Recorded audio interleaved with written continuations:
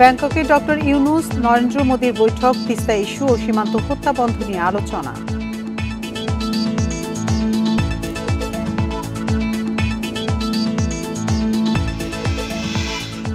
ঈদের ছুটি শেষে ফিরতি যাত্রায় স্বস্তি, অতিরিক্ত ভাড়া নেয় সিরাজগঞ্জে 4 বাসকে জরিমানা।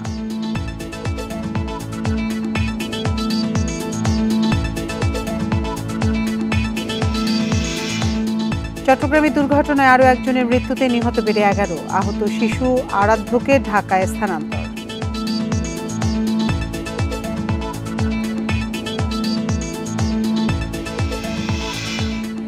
ঈদের পঞ্চম দিনেও দর্শনার্থীর সমাগমে মুখর বিভিন্ন পর্যটন কেন্দ্র, ভালো লাভের আশায় ব্যবসায়ীরা।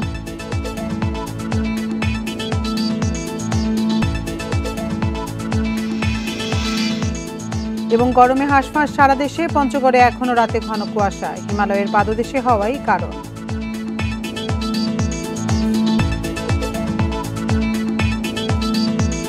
বান্ডেল থাকলে প্রতি সেনমানিতে টাকা বাঁচবে। বিকাশ সেনমানি বান্ডেল কিনে জিতুন প্রতি লেনদেনে। স্বাগত সমগ্র বাংলাদেশে, আপনাদের সাথে আছি আমি আতিফ আঞ্জুমান। শিরোনাম শুনছিলেন এতক্ষণ, এবার চলে যাচ্ছি পুরো খবরে। অধ্যাপক ইউনূস নরেন্দ্র মোদীর বহু প্রতীক্ষিত বৈঠক হলো বিমস্টেক সম্মেলনের সাইডলাইনে। আর এর মূল আলোচনায় ছিল শেখ হাসিনাকে দেশে ফেরানোর প্রসঙ্গ। বিশেষ গুরুত্ব পেয়েছে গঙ্গা চুক্তি নবায়ন, তিস্তা ইস্যু ও সীমান্ত হত্যা বন্ধ। বৈঠক শেষে এসব কথা গণমাধ্যমকে জানান প্রধান উপদেষ্টার প্রেস সচিব শফিকুল আলম। থাইল্যান্ডের ব্যাংককে বহু প্রতীক্ষিত ইউনূস মোদী শীর্ষ বৈঠক। বিমস্টেক সম্মেলনের সাইডলাইনে আলোচনায় বসেন দুই সরকার প্রধান। এতে উঠে আসে দুই দেশের স্বার্থ সংশ্লিষ্ট নানা প্রসঙ্গ। বৈঠক শেষে এ নিয়ে গণমাধ্যমকে জানান প্রধান উপদেষ্টার প্রেস সচিব। এ সময় তিনি বলেন, দুই নেতার মধ্যে কথা হয়েছে শেখ হাসিনাকে দেশে ফেরানো নিয়ে। স্বার্থ সংশ্লিষ্ট যতগুলো বিষয় ছিল সবগুলো বিষয়ই আমাদের চিফ অ্যাডভাইজার মহোদয় সেই মিটিংয়ে বলেছেন। যেমন শেখ হাসিনার প্রত্যর্পণ বিষয়ে কথা হয়েছে, শেখ হাসিনা যে ওইখানে বসে অনেক ধরনের ইনসেন্ডিয়ারি কমেন্ট করছেন সেগুলো বিষয়ে কথা হচ্ছে। এর বাইরেও বিশেষ গুরুত্ব পেয়েছে গঙ্গা চুক্তির নবায়ন, তিস্তা ইস্যু ও সীমান্ত হত্যা বন্ধের প্রসঙ্গ। বর্ডার কিলিং নিয়ে কথা হয়েছে। আমাদের দুই দেশের মধ্যে যে গাঞ্জেস ওয়াটার ট্রিটিটা আপনি জানেন যে নতুন করে এটার এক্সপায়ার হয়েছে, নতুন করে ট্রিটিটা হওয়ার আবার কথা হচ্ছে, এবং তিস্তা ওয়াটার, এগুলো সবগুলো নিয়েই কথাবার্তা হয়েছে। এছাড়া ভারত প্রধানমন্ত্রীর সঙ্গে অন্তর্বর্তী সরকার প্রধানের এই বৈঠক ফলপ্রসূ ও গঠনমূলক হয়েছে বলেও সাংবাদিকদের জানান প্রধান উপদেষ্টার প্রেস সচিব। বন ইবনে কামাল, ইন্ডিপেন্ডেন্ট নিউজ, ঢাকা। ঈদের ছুটি কাটিয়ে রাজধানীসহ নিজ নিজ কর্মস্থলে ফিরছে মানুষ। এবার সড়ক, নৌ ও রেলপথে তেমন কোনো ভোগান্তি নেই। এই পরিস্থিতিতে স্বস্তি জানিয়েছেন যাত্রীরা। সংশ্লিষ্টরা বলছেন, এখনও ছুটি আছে, তাই সড়কে চাপ বাড়েনি যাত্রীর। গাজীপুরে ঢাকা ময়মনসিংহ ও ঢাকা টাঙ্গাইল মহাসড়কে কিছুটা বেড়েছে যানবাহনের চাপ। বাস, মিনিবাস সহ বিভিন্ন যানবাহনে ফিরছে মানুষ। একদিন ছুটি বাকি থাকায় এখনো সড়কে ফেরেনি চেনা রূপ। ভোগান্তি না থাকায় খুশি যাত্রীরা। কোনো যানজট নাই, মাত্র দেড় ঘন্টা সময় লাগছে। রাস্তাঘাট ক্লিয়ার, রাস্তাঘাটে কোনো যানজট। সাভার শিল্পাঞ্চলে ফিরতে শুরু করেছে কর্মজীবীরা। তবে নবীনগর, চন্দ্রা ও ঢাকা আরিচা মহাসড়কে যানবাহনের চাপ নেই। টাঙ্গাইলে যমুনা সেতু মহাসড়কে ঢাকামুখী যানবাহনের চাপ কিছুটা বেড়েছে, তবে কোথাও নেই যানজট। ভোগান্তি ছাড়াই সেতু পারাপার হচ্ছে যাত্রীরা। একই চিত্র ঢাকা সিলেট ও ঢাকা চট্টগ্রাম মহাসড়কে। ঈদের ছুটি কাটিয়ে চট্টগ্রামে ফিরতে শুরু করেছে মানুষ। আবার যারা ছুটি কাটাতে চট্টগ্রামে এসেছিলেন তারাও ফিরছে নিজ নিজ কর্মস্থলে। রাজশাহী সড়কপথের পাশাপাশি রেলপথেও স্বস্তিতে ফিরছেন মানুষ। আসার সময় যাওয়ার সময় খুব সুন্দরভাবে ভালো করছে, খুব ভিড়ও কম ছিল। রাস্তা তুলনামূলক ক্লিয়ার আছে, জ্যাম হয়নি, স্বাভাবিকভাবেই চলছে গাড়ি। বগুড়ায় সড়ক মহাসড়কে নেই যানজট। বাসে ফিরতি টিকিট পেতে ভোগান্তির কথা জানিয়েছেন যাত্রীরা। একটা সিট ব্যবস্থা করে দেন, উনি বলে যে সিট হবে না, সুপারভাইজারের সিটটা ব্যবস্থা করে দিতে পারবো, 550 টাকা লাগবে। ফিরতি টিকিট আমরা 25 তারিখ থেকে ছায়া দিছি এবং অনলাইনেও আমরা ওপেন করে ছায়া দিছি। আমাদের 10 তারিখ পর্যন্ত মোটামুটি চাপ আছে। এদিকে রাজবাড়ীর দৌলদিয়া পাটুরিয়া ফেরিঘাটে ঢাকামুখী যানবাহনের চাপ বেড়েছে। ফেরিও আছে পর্যাপ্ত, তাই ভোগান্তি ছাড়াই পারাপার হচ্ছে যানবাহন। চাঁদপুর লঞ্চ ঘাটে ঢাকাগামী যাত্রীদের ভিড় বাড়ছে। প্রত্যেকটি লঞ্চ ছাড়ছে যাত্রী বোঝাই করে। নিরাপত্তায় রয়েছে প্রশাসনের নজরদারি। তাপস সরকার, ইন্ডিপেন্ডেন্ট নিউজ। এ নিয়ে আলোচনাতে গাজীপুর এবং টাঙ্গাইল থেকে আমাদের সাথে যোগ দিচ্ছেন সহকর্মীরা। শুরুতে যাচ্ছি গাজীপুরে, সেখানে আছেন সহকর্মী আবুল হাসান। আবুল হাসান, গাজীপুরে সড়কপথে কর্মস্থলে ফেরা মানুষ এবং ঢাকামুখী যানবাহনের চাপ কেমন দেখছেন?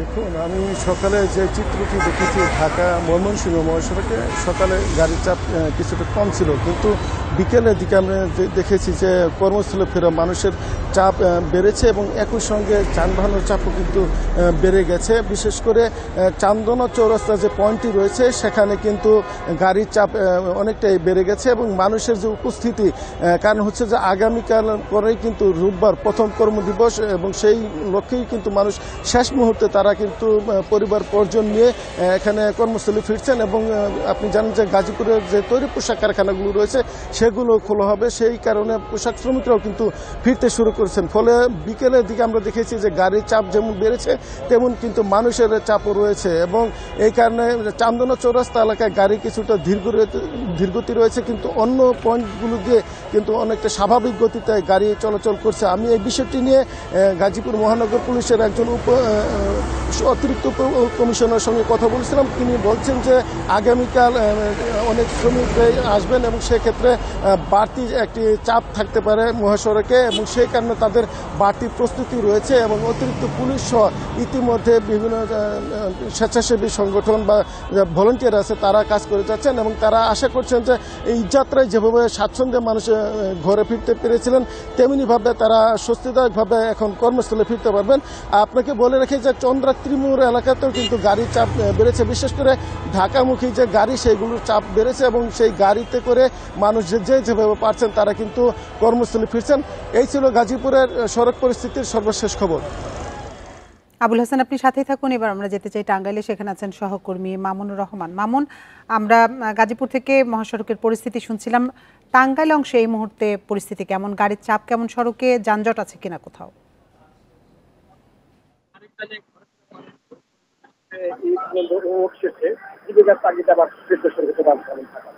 এই কারণে দেশে অন্যতম ব্যস্ত মহাসড়ক ঢাকা টাঙ্গাইল মহাসড়কে যানবাহনের চাপ অনেকটাই বেড়েছে। আমি যদি একটু দেখানোর চেষ্টা করি, এই মহাসড়কটাতে কিন্তু সকাল থেকে এখানে আমরা বিপুল সংখ্যক যানবাহনকে চলাচল করতে দেখছি এবং বেলা বাড়ার সাথে সাথে মহাসড়কে যানবাহনের চাপ অনেকটাই বেড়ে গিয়েছে। উপরে যখন আমরা খবর সাথে যুক্ত করছিলাম সেই সময় যে পরিমাণ যানবাহন দেখেছি, এই মুহূর্তে যানের সংখ্যাটা তার চাইতে কিছুটা বেশি বলে আমার কাছে মনে হয়েছে। আমি সেই সাথে কথা বলার চেষ্টা করেছিলাম বেশ কয়েকজন পরিবহন চালক এবং যাত্রীদের সাথে। তারা যেটা বলছিল এই বছর তারা নির্বিঘ্নে যেভাবে বাড়িতে যেতে পেরেছিল পরিজনদের সাথে ঈদের আনন্দ ভাগাভাগি করতে, একইভাবে ফিরতি পথে তাদের কোনো ভোগান্তি পোহাতে হচ্ছে না, তারা নির্বিঘ্নে যেতে পারছে এবং অনেকটা যেটা বলা চলে যে গত কয়েক বছরের ভিতরে এই বছরই প্রথম তারা স্বস্তি নিয়ে যেরকম বাড়িতে গিয়েছে, আবার একইভাবে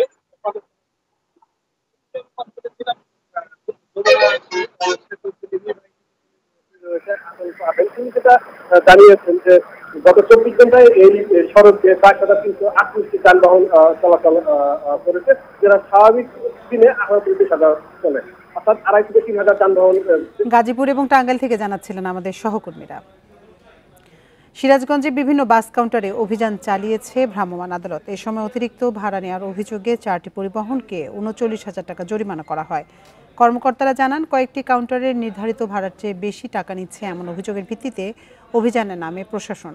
এ সময় এসআই সেবালাইন, জেনিন ও ওভি বাস কাউন্টারকে জরিমানা করা হয়। এছাড়া যেখানে সেখানে পার্কিং ও যাত্রী ওঠানামা বন্ধে সতর্ক করা হয় তাদের। অতিরিক্ত ভাড়া আদায় বন্ধে এমন অভিযান অব্যাহত থাকবে বলে জানিয়েছে প্রশাসন। নির্ধারিত যে ভাড়া ছিল তার চেয়ে বেশি তারা ভাড়া আদায় করেছে, তার প্রেক্ষিতে আমরা ভোক্তা অধিকার সংরক্ষণ আইন 2009 এবং সড়ক পরিবহন আইন 2018 এই দুইটা আইনে জরিমানা করেছি। চট্টগ্রামের লোহাগাড়ায় বাস মাইক্রোবাস সংঘর্ষে আহত আরও একজন চট্টগ্রাম মেডিকেলে মারা গেছেন। এ নিয়ে দুর্ঘটনায় মোট প্রাণহানি 11 জন। দুপুরে চমেক হাসপাতালের আইসিইউতে চিকিৎসাধীন অবস্থায় মারা যান তাসনিয়া ইসলাম প্রেমা। এর আগে এই দুর্ঘটনায় তাসনিয়ার বাবা মা ও 2 বোন মারা যান। এছাড়া গুরুতর আহত শিশু আরাধ্যকে ঢাকায় স্থানান্তর করা হয়েছে। চট্টগ্রাম মেডিকেল কলেজ হাসপাতালের আইসিইউতে চিকিৎসাধীন আরাধ্যের মামাতো ভাই দুর্জয় বুধবার কক্সবাজার যাওয়ার পথে চট্টগ্রামের লোহাগাড়ায় বাসের সাথে মাইক্রোবাসের সংঘর্ষ হয়। এতে একই পরিবারে 5 জন সহ 10 জন মারা যান।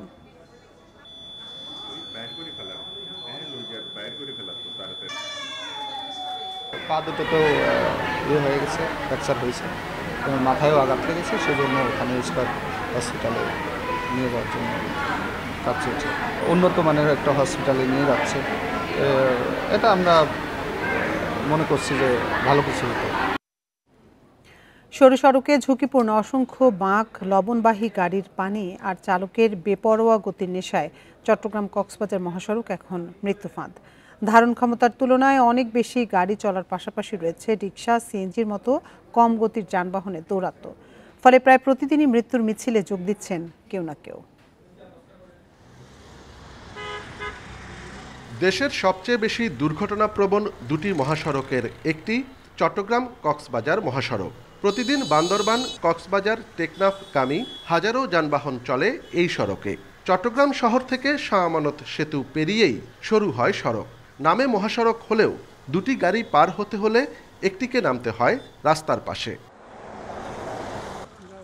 2 লেনের সরু রাস্তাতেই রিকশার মতো হালকা যানের সাথে চলে প্রাইভেট কার, বাস, ট্রাক, লরির মতো ভারী যানবাহন। এছাড়া কর্ণফুলীর ওয়াই জংশন থেকে চুনতি পর্যন্ত অংশে রয়েছে অন্তত 50টি বিপজ্জনক বাঁক। লবণবাহী ট্রাকের পানি পড়েও পিচ্ছিল হয় সড়ক। যে রাস্তাটা পাশে আর কোনো জায়গা নেই, সেহেতু বড় গাড়িগুলো আসলে ছোট ভেহিকলগুলো সাইড দিতে পারে না। যারা ড্রাইভিং আছে তারা আসলে কিছুটা অসচেতন, এখানে রাস্তা আঁকা বাঁকা হওয়ার পরেও তারা র্যান্ডমলি গাড়িটা চালায়। এবার ঈদে এই মহাসড়কে ঘটেছে প্রায় 1 ডজন দুর্ঘটনা। এর মধ্যে চুনতির একই জায়গায় 3টি দুর্ঘটনায় মারা গেছেন 15 জন, আহত 26। বিশেষজ্ঞরা বলছেন সরু সড়কে গতি নিয়ন্ত্রণে ব্যর্থ হচ্ছেন চালকরা। 70 বা 75 বা 80 কিলোমিটার পার স্পিডে আসেন, তখন স্বাভাবিকভাবে আপনার সেন্ট্রিফুগাল ফোর্সের কারণে আপনার গাড়িটা একটু বাইরের দিকে যাওয়ার চেষ্টা করে, সেটা ড্রাইভার স্টিয়ারিং ঘুরিয়ে সেটা ডানে রাখার চেষ্টা করে, এবং ডানে রাখার যখন চেষ্টা করে তখন সে ব্যারিয়ার লাইনটা ক্রস করে ফেলে।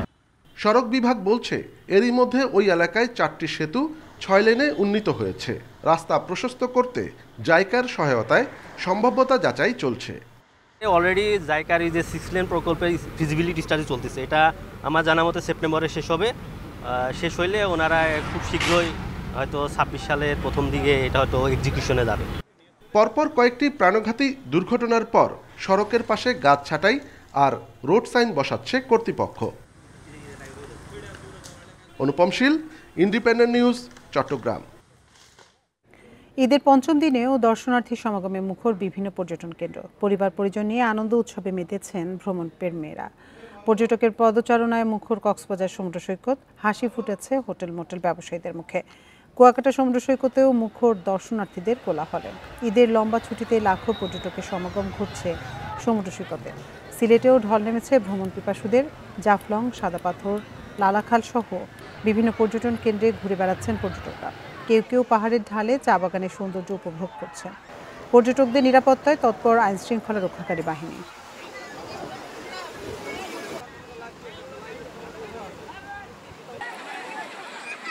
ঈদের ছুটিতে আসছি কুয়াকাটাতে, ভালো লাগতেছে এবং মন চায় বারবার আসি। আমাদের সিলেট শহরটা হলো যতটা ভ্রমণের জন্য নিরাপদ, ততটা হলো যাতায়াত কস্টিংটাও কম। আগামী শনিবার পর্যন্ত যথেষ্ট বুকিং আছে, অলমোস্ট 100%ই বলা যায়। রবিবার থেকে টুরিস্ট কমে যাবে, তারপরে হয়তো আবার শুক্র শনিবার মিলে কিছু টুরিস্ট আসবে। সূর্যের খরতাপে হাঁসফাঁস সারা দেশ, প্রকৃতিতে গ্রীষ্মের বারতা। তবে চৈত্রের কাঠফাটা রোদের মধ্যেই হিমেল হাওয়া আর কুয়াশায় ডুবে থাকছে সর্ব উত্তরের জেলা পঞ্চগড়। দিনজুড়ে গরমের তীব্রতা, তবে সন্ধ্যা নামলেই উল্টে যায় দৃশ্যপট, নামে শীতের আমেজ। হিমালয়ের পাদদেশে হওয়াই এর কারণ বলছে আবহাওয়া অধিদপ্তর।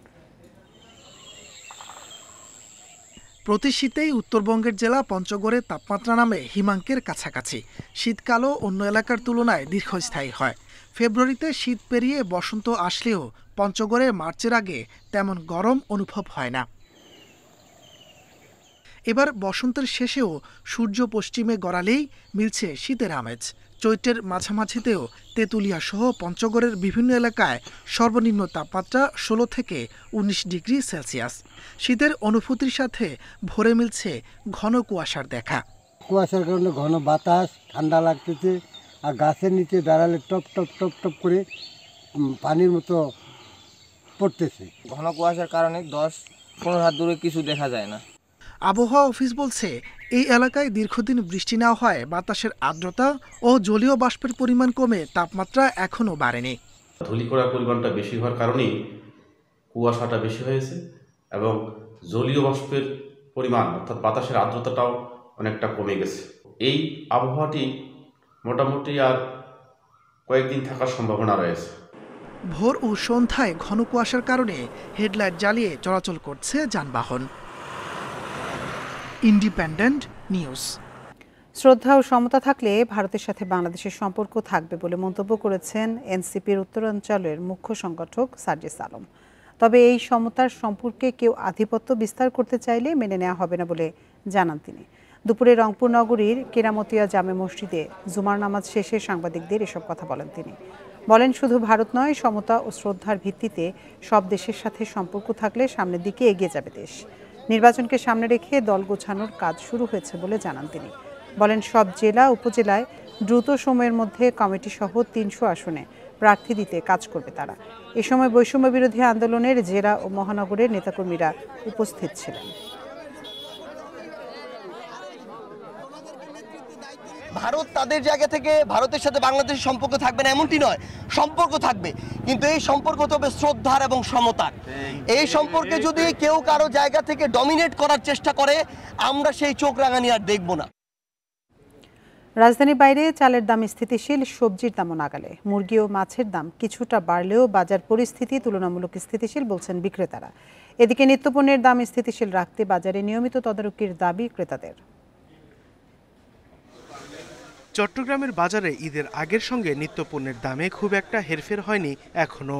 বেশিরভাগ সবজি বিক্রি হচ্ছে 80 থেকে 100 টাকা কেজিতে। ব্রয়লার মুরগির কেজি 220, দেশি মুরগির কেজি 650 টাকা ও সোনালী মুরগির কেজি বিক্রি হচ্ছে 350 টাকায়। লাউ 60 টাকা, মূলা 80 টাকা, বাঁধাকপি 40, পেঁপে 80, পেঁপের দামটা একটু বেশি। সোনালী চলতেছে 320 টাকা আর ব্রয়লার মুরগি চলতেছে 220 টাকা। রাজশাহীতে সপ্তাহের ব্যবধানে বেড়েছে কাঁচামরিচ, বেগুন ও শসার দাম।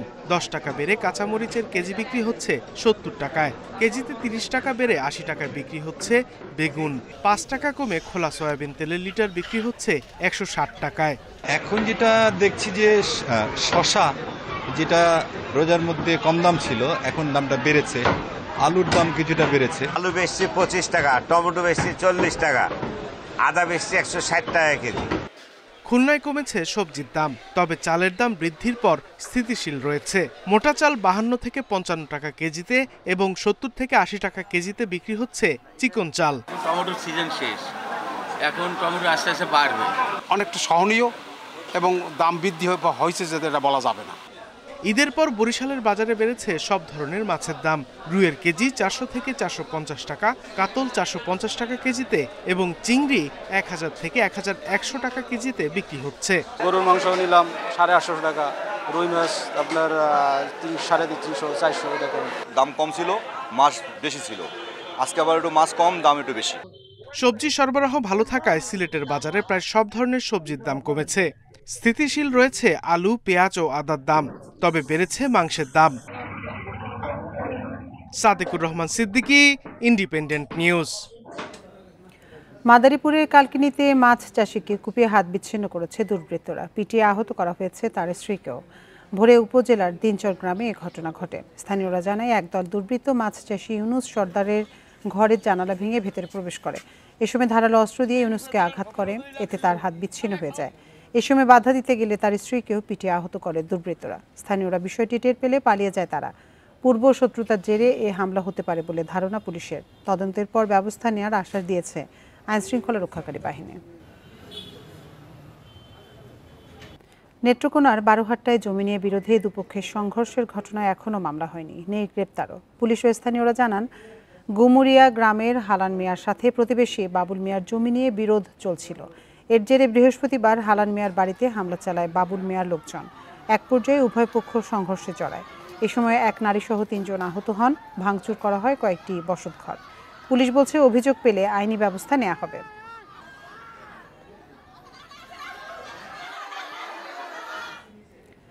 রাঙ্গামাটিতে শুরু হওয়া পাহাড়ে বসবাসরত 13টি ক্ষুদ্র জাতিগোষ্ঠীদের প্রধান সামাজিক উৎসব বৈশুখ সাংগ্রাই বিজু বিশু উৎসবের দ্বিতীয় দিনের আয়োজন চলছে। সকাল থেকে উৎসবে অংশ নিতে জেলা ক্ষুদ্র নৃগোষ্ঠী ইনস্টিটিউটে আসছেন পাহাড়ি সহ বিভিন্ন জেলার পর্যটকরা। আয়োজকরা জানিয়েছে বৈশাখী উৎসবের দ্বিতীয় দিনে চাকমা ভাষা প্রতিযোগী ও চাকমাদের ঐতিহ্যবাহী ঘিলা খেলার আয়োজন করা হয়েছে। প্রতি বছর এপ্রিলের শুরু থেকেই উৎসবকে কেন্দ্র করে নানান ঐতিহ্যবাহী খেলা ক্ষুদ্র জাতিগোষ্ঠীর সংস্কৃতিকে তুলে ধরতে এই আয়োজন বলে জানায় আয়োজকরা। উৎসবে পাহাড়িরা নিজস্ব পোশাক অলংকার খাবার প্রদর্শন করছে। প্রথম পর্বের উৎসব শেষ হবে 9 এপ্রিল। দ্বিতীয় তৃতীয় পর্বের উৎসব চলবে 16 এপ্রিল পর্যন্ত। আগামী 12 এপ্রিল পুরনো বছরকে বিদায় জানানো হবে। 13 এপ্রিল হবে মূল বিজু।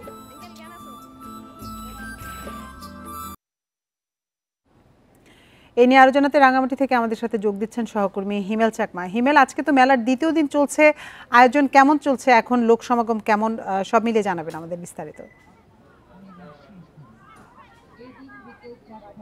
আসলে আয়োজন যদি বলি, আসলে গতকালকে থেকে শুরু হওয়া যে বৈশুখ সাংগ্রাই বিজুর যে মেলার আজকে যে দ্বিতীয় দিনের যে অনুষ্ঠান মালা সেটা অলরেডি শুরু হয়ে গেছে।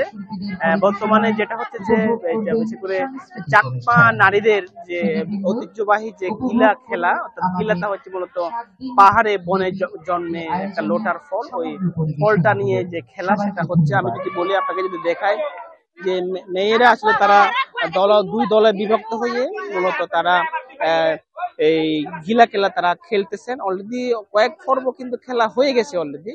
তো আমরা দেখতে পাচ্ছি যে আসলে সময় যত যাচ্ছে তত কিন্তু মানুষের ভিড় কিন্তু বাড়ছে। আমরা দেখি যে প্রতিদিন এখানে বিশেষ করে সন্ধ্যার বেলায় এখানে হাজার হাজার মানুষ হয়, অর্থাৎ লোকারণ্য হয় এই এলাকাটা। এখানে আমি দেখেছি যে এখানে 180টি বিভিন্ন ধরনের স্টল, খাবারের স্টল, পাশাপাশি এখানে হস্তশিল্প সহ বিভিন্ন ধরনের যে অর্থাৎ আদিবাসী জনগোষ্ঠীর যে তাদের যে হস্তশিল্প প্রদর্শনী থেকে সেগুলো তারা স্টলের মাধ্যমে তারা প্রদর্শনী প্লাস বিক্রয় করছেন। আর এখানে এই মেলাটা অর্থাৎ এই উৎসবটাতে যোগ দিতে রাঙ্গামাটি ছাড়াও বিভিন্ন এলাকা থেকে কিন্তু মানুষ এখানে জড়ো হচ্ছেন। বিশেষ করে যারা পাহাড়ের আদিবাসীদের যারা কালচার জানতে চায়, তাদের ফুড হ্যাবিট জানতে চায়, তারা কিন্তু এখানে এসে তারা বেশ সময়টা ভালো কাটতেছে তারা বলা যায়। আমরা গতকালকে দেখেছি এখানে সরকারি বেসরকারি বিভিন্ন দপ্তরের মানুষ তারা এখানে এসেছেন। আর বিকাল বেলা অর্থাৎ সন্ধ্যায় আমরা দেখি যে এখানে যে জনগোষ্ঠীগুলো রয়েছে অর্থাৎ ক্ষুদ্র যে জাতিগোষ্ঠী, তারা বিভিন্ন তাদের সংস্কৃতি কর্মকাণ্ড স্টেজে তারা পরিবেশন করেন, অর্থাৎ কালচারাল প্রোগ্রামের মাধ্যমে বিশেষ করে নৃত্য, তাদের নাটক সেটা তারা পরিবেশনা করেন। অর্থাৎ একটা বলে যে রাঙ্গামাটিতে একটা উৎসবের যে আমেজ সেটা আসলে আমরা লক্ষ্য করছি আর কি। তো এইটা আগামী 9 তারিখ পর্যন্ত চলবে। 9 তারিখ পরে অর্থাৎ 9 এপ্রিলের পরে আরো একটা পর্ব শুরু হবে। আর 12 তারিখ হচ্ছে ফুল বাসাবে কাপ্তাইরোদের মধ্যে কাপ্তাইরোদে। সবকিছু মিলে রাঙ্গামাটিতে একটা উৎসবের আমেজ আমরা দেখতে পাচ্ছি আর কি। এই হচ্ছে আমার কাছে রাঙ্গামাটির বৈশুখ সাংগ্রাই বিজুর দ্বিতীয় দিনের সর্বশেষ অবস্থা। রাঙ্গামাটি থেকে বৈশাখী উৎসবের সবশেষ তথ্য জানাচ্ছিলেন সহকর্মী হিমেল চাকমা। নেত্রকোনায় মাজেদা বেগম নামের এক বৃদ্ধাকে হত্যার 13 দিন পর দুজনকে গ্রেপ্তার করেছে পুলিশ। চুরির উদ্দেশ্যে ঘরে ঢুকে এই হত্যাকাণ্ড বলে প্রাথমিকভাবে স্বীকার করেছে গ্রেপ্তারকৃতরা। সকালে জেলা পুলিশের এক প্রেস বিজ্ঞপ্তিতে জানানো হয়, তথ্য প্রযুক্তির সহায়তায় বৃহস্পতিবার শহরের ছোট বাজার এলাকায় অভিযান চালিয়ে মোহাম্মদ রাজীব ও তোহা আবদুল্লাহ নামে দুজনকে গ্রেপ্তার করা হয়। এর আগে গাজীপুরের শ্রীপুর থেকে উদ্ধার হয় মাজেদা বেগমের ব্যবহৃত মোবাইল ফোনটি। এই সূত্র ধরেই দুজনকে গ্রেপ্তার করা হলো। তাদের কাছ থেকে উদ্ধার করা হয়েছে চুরি যাওয়া মোবাইল ফোন ও নগদ 7,000 টাকা। গত 21 মার্চ নিজ বাসা থেকে মাজেদা বেগমের মরদেহ উদ্ধার করা হয়।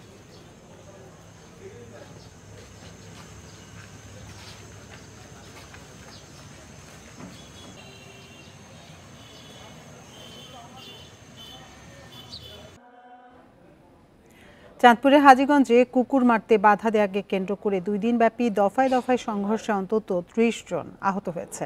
বৃহস্পতিবার রাতে সেনাবাহিনী ও পুলিশ ঘটনাস্থলে গিয়ে পরিস্থিতি নিয়ন্ত্রণে আনে। পুলিশ জানায়, ধোপল্লা বাজারে একটি কুকুরকে মারার সময় বাধা দেয় এনায়েতপুরের এক কিশোর। এ ঘটনায় তাদের মধ্যে মারামারি হয়।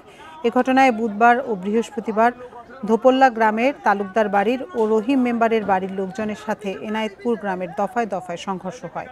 এতে আহত হয় অন্তত ৩০ জন। পরে পুলিশ ও সেনাবাহিনী গিয়ে পরিস্থিতি নিয়ন্ত্রণে আনে। আহতদের উদ্ধার করে বিভিন্ন হাসপাতালে ভর্তি করা হয়েছে। অভিযোগ পেলে ব্যবস্থা নেওয়া হবে বলে জানিয়েছে পুলিশ। মাদারীপুরের সিটি সুপার মার্কেটের আগুনে পুড়েছে ৩টি বসতঘর ও ২৫টি দোকান। রাত ৩টার দিকে একটি দোকান থেকে এর সূত্রপাত হয়। এর কিছুক্ষণের মধ্যেই সে আগুন ছড়িয়ে পড়ে সেই মার্কেটে।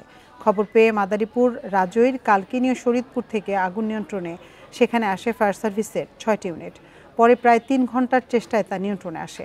তবে এর আগেই পুড়ে যায় বসতঘর, কসমেটিক্স, কনফেকশনারি, হার্ডওয়্যারের কিছু দোকান। শর্ট সার্কিটই এই আগুনের কারণ বলে প্রাথমিকভাবে ধারণা করা হচ্ছে।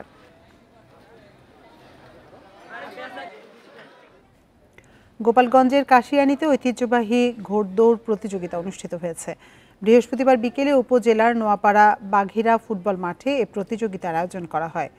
খেলায় অংশ নেয় নড়াইল, মাদারীপুর, ফরিদপুর, যশোর ও গোপালগঞ্জ থেকে আসা 25টি ঘোড়া। প্রতিযোগিতা দেখতে দূর দূরান্ত থেকে জড়ো হন কয়েক হাজার মানুষ। পরে বিজয়ীদের মাঝে পুরস্কার তুলে দেন আয়োজকরা।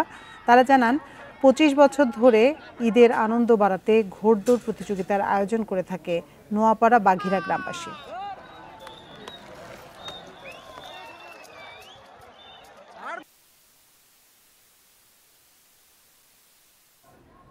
আর এই ছিল সমগ্র বাংলাদেশের আজকের আয়োজনে। ইন্ডিপেন্ডেন্ট টেলিভিশনের সব খবরে বিস্তারিত জানতে চোখ রাখুন ফেসবুক, ইউটিউব এবং এক্সে। এতক্ষণ সাথে থাকার জন্য ধন্যবাদ সবাইকে।